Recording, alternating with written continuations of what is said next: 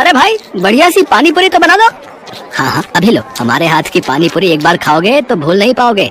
दुर्गापुरी का चटोरी बाजार खाने पीने के लिए मशहूर था। वहाँ पर कई तरह के खाने का सामान मिलता था। चटोरी बाजार में दूर दूर से लोग खाने का स्वाद चखने के लिए आते थे। उस बाजार में माधव की पानी पूरी की दुकान काफी मशहूर थी। वहाँ पर लोग दूर दूर से पानी पूरी खाने आते थे। माधव के ही बगल में दिनेश की सब्जी की दुकान थी। वे दोनों आपस में बहुत अच्छे दोस्त थे। उनके ठीक सामने रिंकू की फायर पान के नाम से दुकान थी। रिंकू स्वभाव से थोड़ा झगड़ालू था, जिस कारण माधव और दिनेश की उससे नहीं बनती थी। एक शाम दिनेश माधव से कहता है, अब चल भी भाई, कितने नोट कमाएगा, दुकान बंद करने का समय हो गया। हाँ हाँ बस चल रहा हूँ, थोड़ा सामान रह गया था उसे ही समेट रहा हूँ। अच्छा क्या तू जानता है कि ये रिंकू 2 दिन से दुकान क्यों नहीं खोल रहा? अरे मुझे क्या पड़ी है भाई उसके बारे में पता करने की। गया होगा कहीं नैनीताल ऋषिकेश घूमने। फेसबुक पर उसकी पोस्ट नहीं देखता क्या तू? है उस पर अपनी दुकान का अच्छा खासा प्रचार कर लेता है वो। साथ ही अपनी दुकान का यूट्यूब चैनल खोल रखा है उसने, वहाँ से भी खूब नोट छाप रहा है वो। उसकी दुकान तो पूरे देश में फेमस है भाई, पता तो है तुझे? हाँ भाई ये बात तो सही है, उसकी दुकान कुछ अलग है इसलिए इतनी मशहूर है। इसके बाद दोनों घर की ओर निकल पड़ते हैं। बातें करते करते दोनों घर पहुंच जाते हैं और फिर अगले दिन सुबह सुबह दिनेश घबराते हुए माधव को फोन करता है। हेलो हेलो माधव, हम बर्बाद हो गए यार, तूने देखा क्या हुआ हमारी दुकान का हाल? ठीक से बोल यार, क्या हुआ? तू इतना घबराया हुआ क्यों लग रहा है? अरे तू जल्दी से न्यूज़ खोल कर देख यार, हम बर्बाद हो गए मेरे भाई, हम बर्बाद हो गए। हाँ हाँ मैं अभी टीवी ऑन करता हूँ। माधव जल्दी से न्यूज चैनल खोलता है। नमस्कार, मैं आरती। इस वक्त की ब्रेकिंग न्यूज, आप सीधा प्रसारण देख रहे हैं दुर्गापुरी के चटोरी बाजार का। चटोरी बाजार में हुआ बड़ा हादसा, लगी भीषण आग, एक साथ 80 दुकानें जलकर खाक, जान माल को पहुंचा भारी नुकसान। फायर पान की दुकान में हुआ भयंकर हादसे में दुकान मालिक की गई जान, साथ ही उसके आसपास की सभी दुकानें हुई जलकर खाक। ये सुनते ही माधव को गहरा सदमा लगता है और वो सिर पकड़कर पर बैठ जाता है। तभी दिनेश उसके घर आता है। उसकी आंखें भी रो रो कर नम हुई होती हैं।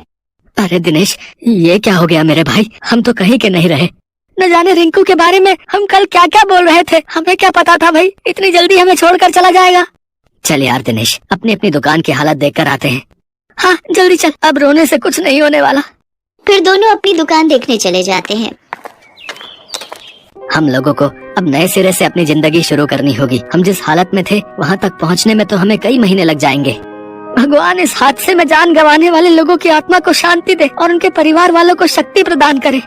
माधव और दिनेश अपनी दुकान बनाने में फिर से जुट जाते हैं। उनके सामने ही रिंकू की दुकान खाक हुई पड़ी होती है और उसकी पत्नी और बच्चे वहाँ बैठकर फूट फूट कर रो रहे होते हैं। ये सब देखकर दिनेश और माधव को बहुत बुरा लगता है।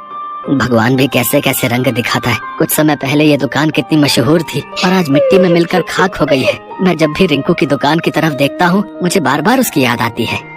हाँ वो पहला लड़का था जिसने फायर पान की दुकान शुरू की थी। धीरे धीरे माधव और दिनेश की दुकान पटरी पर आने लगती है। माधव और दिनेश जब भी रिंकू की दुकान की तरफ देखते तो उन्हें बहुत दुख होता। फिर एक दिन माधव दिनेश से कहता है, दिनेश मुझे लगता है हमें रिंकू के लिए कुछ करना चाहिए। लेकिन हम कर भी क्या सकते हैं भाई? मेरे दिमाग में एक आइडिया है, क्यों ना रिंकू के फायर पान से प्रेरणा लेकर हम फायर पानी पूरी बनाएं, लेकिन इसका क्रेडिट हम रिंकू को ही देंगे। आइडिया तो बहुत अच्छा है भाई, रिंकू के लिए इससे अच्छा ट्रिब्यूट भला और क्या होगा। और क्या पता ये आइडिया हमारे लिए भी काम कर जाए और हम भी फेमस हो जाए। इसके बाद माधव और दिनेश मिलकर एक फायर पानी पूरी की दुकान शुरू करते हैं और अपनी दुकान पर रिंकू की एक बड़ी सी फोटो लगाते हैं जिस पर लिखा होता है ट्रिब्यूट टू रिंकू फायर पान वाला। वहीं एक बड़ा सा पोस्टर लगा होता है जिस पर रिंकू के फायर पान से लेकर फायर पानी पूरी वाले तक की पूरी कहानी लिखी होती है। धीरे धीरे उनकी पानी पूरी बहुत फेमस हो जाती है और दूर दूर से लोग उनकी फायर पानी पूरी खाने आते हैं। मैंने कहा था ना तेरा ये आइडिया बहुत काम आएगा।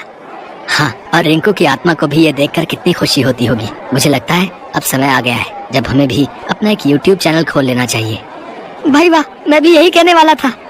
फिर वो दोनों फायर पानी पूरी के नाम से एक यूट्यूब चैनल बनाते हैं और उस पर फायर पानी पूरी को बनाने के और उनको खाने के तरह तरह के तरीके बताते हैं। कुछ ही दिनों में उनका चैनल भी काफी फेमस होने लग जाता है। देखते ही देखते उसके सब्सक्राइबर्स काफी बढ़ जाते हैं और फिर दोनों फेमस हो जाते हैं और उनकी पानी पूरी के चर्चे हर जगह होने लगते हैं।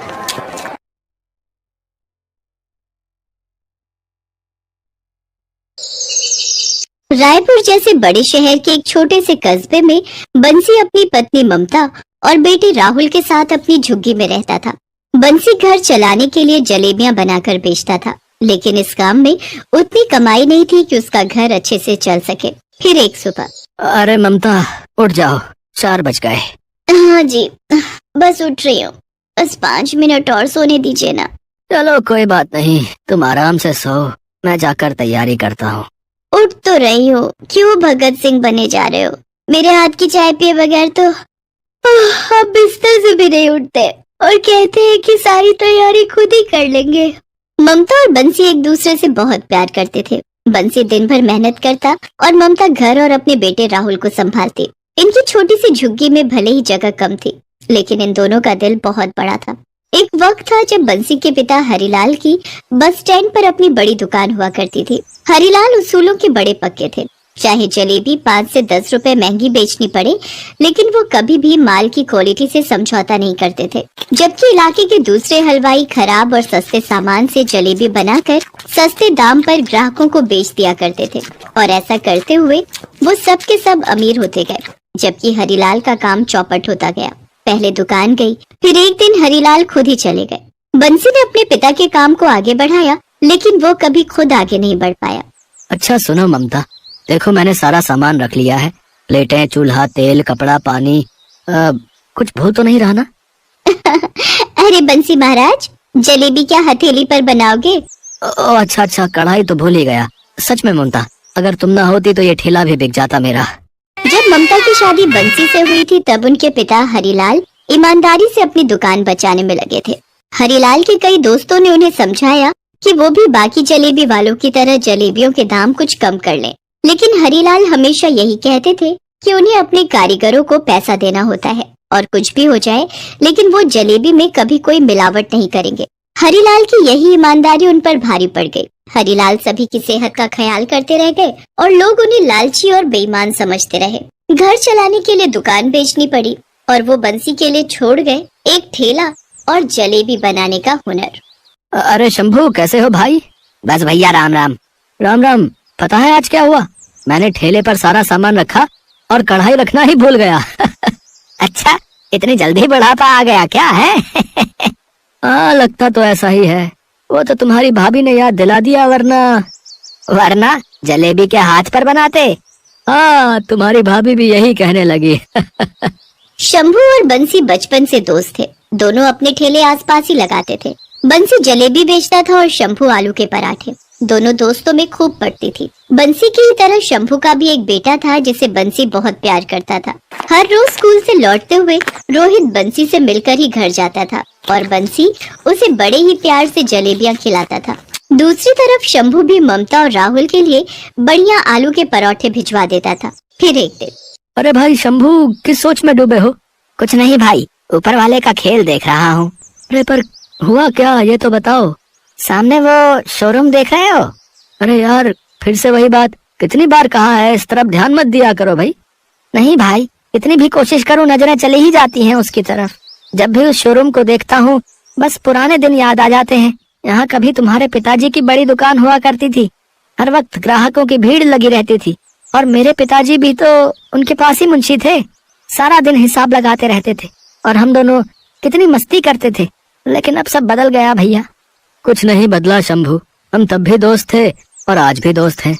हाँ, पहले हम लंगोटिया यार थे और अब फटी लंगोट वाले यार हैं। इस बात पर दोनों जोर से हंसने लगे कि तभी बंसी की दुकान पर एक ग्राहक आया।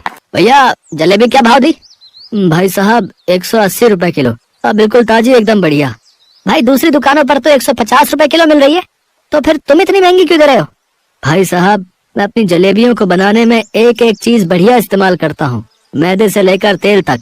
आप एक बार चक्कर तो देखो। लाओ जरा चखाओ फिर। स्वाद तो बढ़िया है पर महंगी बहुत है। एक काम करो, बस 20 रुपए की पैक कर दो। बंसी के साथ हमेशा यही होता था। बंसी भी अपने पिता की तरह उसूलों का पक्का था और उसका धंधा भी ऐसे ही मंदा। शंभू ने भी कई बार बंसी से कहा कि वो सस्ता तेल और मैदा इस्तेमाल कर ले बाकियों की तरह, लेकिन बंसी था तो हरिलाल का बेटा। फिर कुछ देर बाद, ताऊ जी। अरे रोहित, कैसा है मेरे जिगर के टुकड़े? मैं ठीक हूँ ताऊ जी। ताऊ जी जलेबी दो ना। हाँ हाँ, क्यों नहीं बेटा, ये ले। ताऊ जी, आई लव यू। रोहित के लिए बंसी का प्यार देखकर शंभू की आंखें भर आती थी। वो भगवान से हमेशा यही दुआ करता था कि बंसी पहले की तरह संपन्न और सुखी हो जाए। फिर एक दिन जब रोज की तरह स्कूल से लौटते हुए रोहित बंसी के पास जलेबी खाने आया तो उसके हाथ में एक गिलास था जिसमें काले रंग का खट्टा था। रोहित बेटा, तुम्हारे हाथ में ये क्या है? ताऊजी, ये काला खट्टा है, खट्टा मीठा, एकदम ठंडा, बहुत मस्त है। आप भी खाकर देखो ना। नहीं नहीं, तुम ही खाओ भाई। अच्छा, जलेबी नहीं खाओगे आज? ताऊजी, पहले खट्टा खाऊंगा फिर आपकी जलेबी। अच्छा ठीक है, आओ मेरे पास यहाँ बैठकर खाओ। जैसे ही बंसी ने रोहित को गोद में उठाया, उसके हाथ से काले खट्टे का ग्लास जलेबी बनाने के घोल में गिर गया। हल्का गुलाबी मैदा फौरन काला हो गया। तभी शंभू चीखा, अरे बंसी भैया, संभाल के। उफ़, ये क्या हो गया? सॉरी ताऊजी, वो गलती से गिर गया मुझसे। इधर आ तू, इधर आ, अभी बताता हूँ तुझे। जाने दो शंभू, क्या कर रहे हो? बच्चा है। कोई बात नहीं रोहित, तुम घर जाओ। लेकिन भैया, ये तो सारा का सारा घोल ही खराब हो गया। तो क्या हो गया बंसी? तुम तो ऐसे चिंता कर रहे हो जैसे सारे लोग मेरे ही ठेले पर टूट पड़ने वाले हैं। पर भैया, नुकसान तो हो गया ना। ताऊजी, मुझे माफ कर दो। नहीं बेटा, चुप हो जाओ, तुम्हारी कोई गलती नहीं।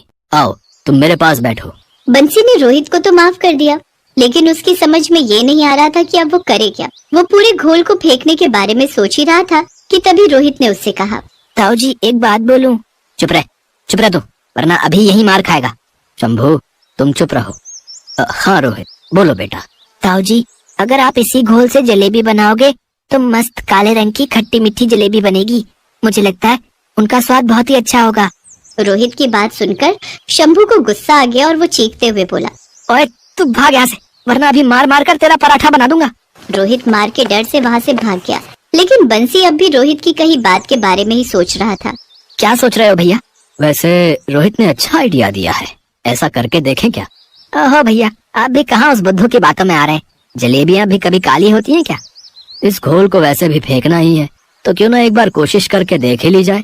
इतना कहकर बंसी ने उसी काले घोल से जलेबियां बनाई। जब जलेबियां बन गईं तो वो बिल्कुल अलग दिख रही थी, क्योंकि उनका रंग काला था।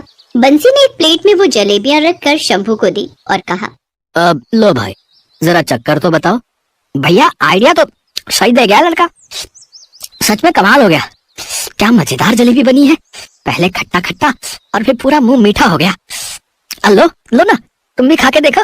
शंभू के कहने पर बंसी ने जलेबी चखी और उसकी आंख में आंसू आ गए। वाकई उन काली जलेबियों का स्वाद बहुत अलग और बढ़िया था। तभी एक ग्राहक बंसी के ठेले पर आया। अरे ये जलेबी जल गई है क्या? जली नहीं है भैया, जलेबी स्पेशल है, काली जलेबी रायपुर वाली। अच्छा, तो लाओ चखाओ तो जरा। ये लीजिए। अरे बाप रे, गर्दा उड़ा दिए रे दद्दा, कसम से ऐसी अनोखी जलेबी पहले कभी नहीं खाई। क्या हिसाब दी वैसे? 180 रुपए किलो। अच्छा तो भैया, जितनी बना सको उतनी बना कर दे दो। घर पर दिल्ली से मेहमान आए हैं, रायपुर की स्पेशल काली जलेबी खाएंगे तो हमेशा याद रखेंगे। ग्राहक की बात सुनकर शंभू और बंसी के चेहरे पर मुस्कान आ गई। दोनों ने मिलकर ढेर सारी जलेबियां बनाई। धीरे धीरे बंसी की ये अनोखी काली जलेबियां दूर दूर तक मशहूर हो गईं और मिठाई के तौर पर लोगों की पहली पसंद भी बन गई। लेकिन फिर भी बंसी ने अपनी जलेबियों के दाम नहीं बढ़ाए, क्योंकि भले ही अब उसका धंधा बढ़िया चल रहा था, लेकिन था तो वो अब भी अपने उसूलों का पक्का ही।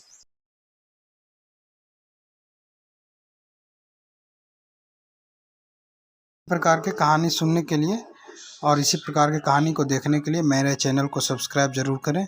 ये यहाँ पे मैं वीडियो का स्नैपशॉट शेयर कर रहा हूँ, जिसमें आपको पूरा कहानी का विवरण मिल जाएगा और चैनल का डिटेल मिल जाएगा। कृपया इसको सब्सक्राइब करें ताकि आपको इसी प्रकार